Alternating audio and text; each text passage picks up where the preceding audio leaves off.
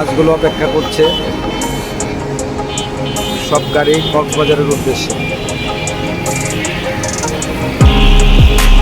মানে আবার ব্যাক করলাম শেখ শ্যামল। আমরা আলহামদুলিল্লাহ টিকিট অবসরে পেলাম, টিকিট হাতে পেয়ে আপনাদের কাছে ছুটে আসলাম। কালকে ইনশাআল্লাহ যাচ্ছি কক্সবাজার। 10টা 15-তে দেখা হবে, কথা হবে, সাথে থাকবেন প্রতিটা ব্লগ দেখার জন্য। সবাইকে আমন্ত্রিত। মার্সিডিজ বেঞ্জ আজকে যাচ্ছি কক্সবাজার। দেখানো যাচ্ছে না।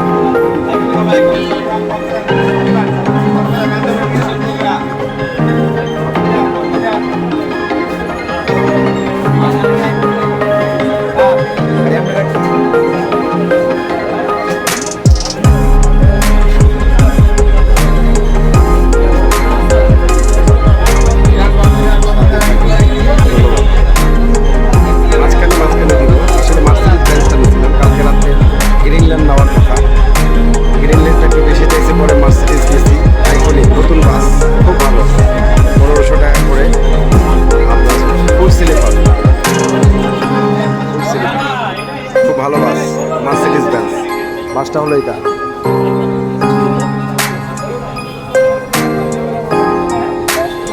শুনেছি ভালো বাস। আর গ্রিন লেনে যেতে চাইছিলাম, গ্রিন লেনে একটু সমস্যা। গ্রিন লেন প্রচুর দাম, প্রচুর ভাড়া। 2500 টাকা চায় তারা ফিক্স, পরে 2400 টাকা বলছে। আমরা বুঝি না, আমরা ডাইরেক্ট চলে আসছি মার্সিডিজ বেঞ্জের আইকনে। সবাই সাথে থাকবেন, ভালো থাকবেন। এদিকে একটা ঘটনা ঘটে গিয়েছিল। আমি যেদিন টিকিট কিনতে গিয়েছিলাম সেদিন টিকিট অনেক জায়গায় দেখেছিলাম।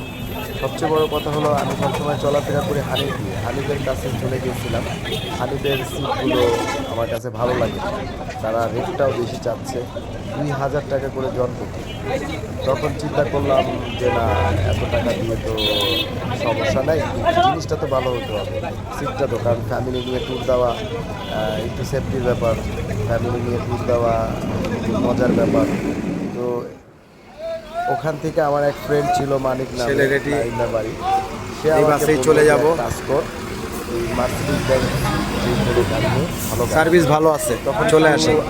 মানে হাঁটাহাঁটি করার ফলে দেখা গেল যে আমরা আইকনিক একটা ব্রাঞ্চে যাব। ব্রাঞ্চের থেকে আলাপ করে তাদের সাথে একটু দামাদামি করে সবাই তারা গ্যারান্টি সহকারে আমাদের বললো যে গাড়িটা ভালোভাবে নিতে পারে। তো অবশ্য আপনারা কীভাবে দেবেন সেটা আপনাদের ব্যাপার। আপনারা আমার মতে একটু হাঁটাহাঁটি করে গেলে ভালো হয়, কারণ এই মার্সিডিজ বেঞ্জ গাড়িগুলো মোটামুটি ভালোই। আমরা চলে আসছি মার্সিডিজ।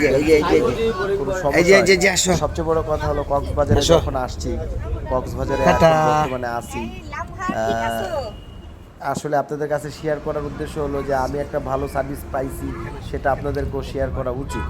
কারণ অনেকেই আছে বন্ধুবান্ধব ফ্যামিলি নিয়ে ট্যুর দেয়, ফ্যামিলি নিয়ে যেতে চায়, তার জন্যই বলা। আসলে বেশি কথা বলি না, তারপরেও বলার কারণ হলো যে এই গাড়িটা আমার কাছে ভালো লাগছে। আপনাদের কাছে কীরকম লাগছে, আপনারা কেমন ট্রাভেল করছেন সেটা তারা আমি জানি না, কিন্তু ট্রাভেল করে মজা পাতে আসছি। মার্সিডিজ বেঞ্জগুলো আমি যে রাত্রেবেলা শুয়ে আসছি, আমি ঘুমাই গেছিলাম, আপনাদেরকে দেখাতে পারি।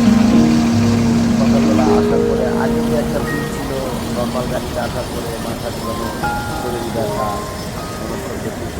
কিন্তু এখন সেটা হলো না। চলে আসছি রোমে আইসা রুম বুক করে। রুমের ঘটনাটাও খুলে বলবো, রুমের একটা বিরাট ঘটনা আছে, সামনে রুমের ঘটনাটাও আপনাদের কাছে শেয়ার করবো।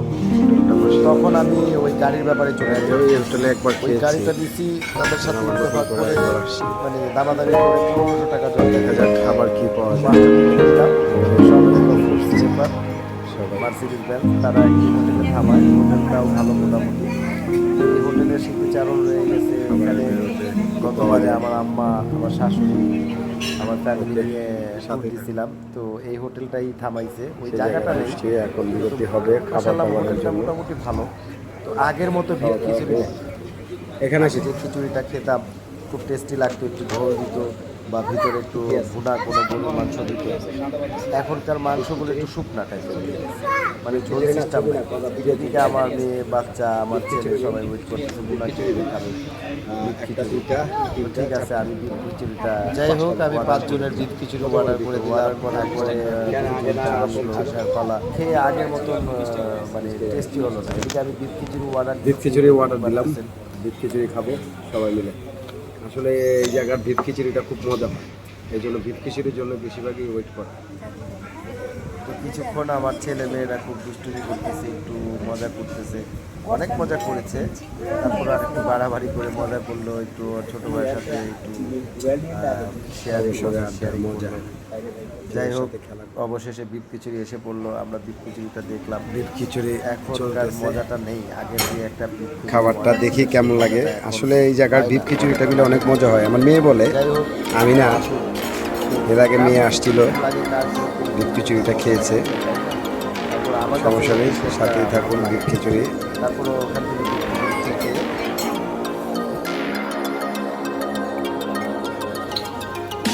যাই হোক, আমি